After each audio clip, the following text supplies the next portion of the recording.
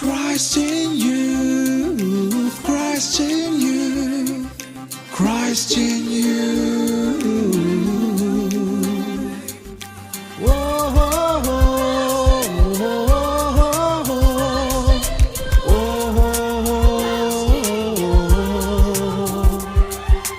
യുവജനമേ ഉണരൂ, നവഗണമായുയരൂ, യേശുവിൻ തിരുമാറിൽ ചേർന്ന് സ്നേഹം നുകർന്നിടൂ. യുവജനമേ ഉണരൂ, ആത്മാവിൽ ഉയരൂ, വരദാന ഫലത്തിൻ വർണ്ണ കൊടികൾ പാരിൽ ഉയർത്തിടൂ.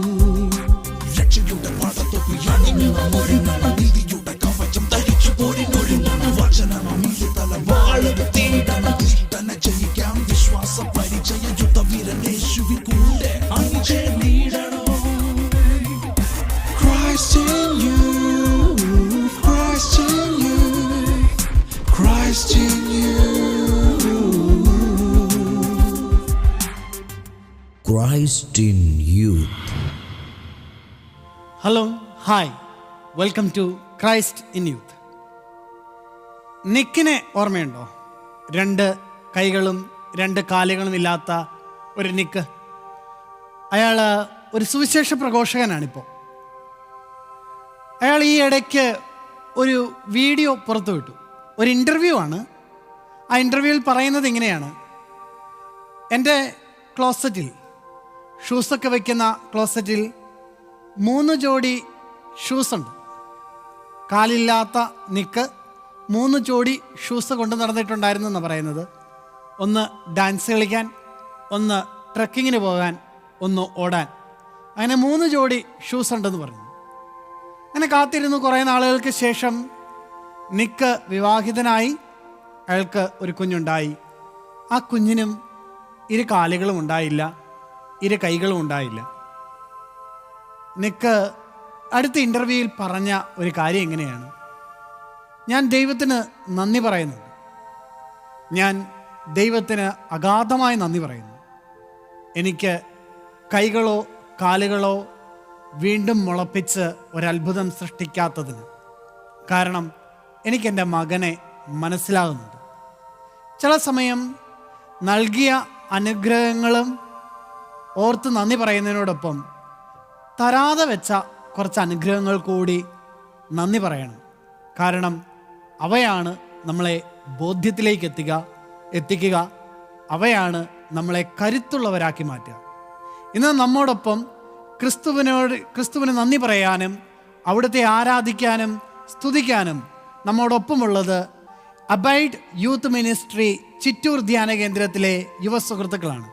Let's welcome abide youth team to Christ in youth.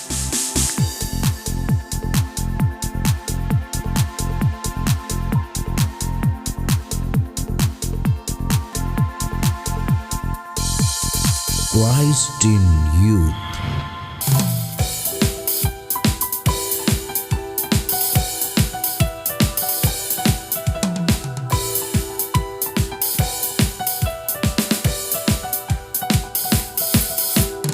ആകാശം സൃഷ്ടിച്ച ദൈവം എന്നെ നടത്തിടുവേ, ഈ ഭൂമി സൃഷ്ടിച്ച ദൈവം എന്നെ വളർത്തിടുവേ. ആകാശം സൃഷ്ടിച്ച ദൈവം എന്നെ നടത്തിടുവേ, ഈ ഭൂമി സൃഷ്ടിച്ച ദൈവം എന്നെ ഉയർത്തിടുവേ. ആകാശമോ തന്റെ സിംഹാസനം, ഈ ഭൂമിയോ തന്റെ പാദപീഠം. ആകാശമോ തന്റെ സിംഹാസനം, ഈ ഭൂമിയോ തന്റെ പാദപീഠം.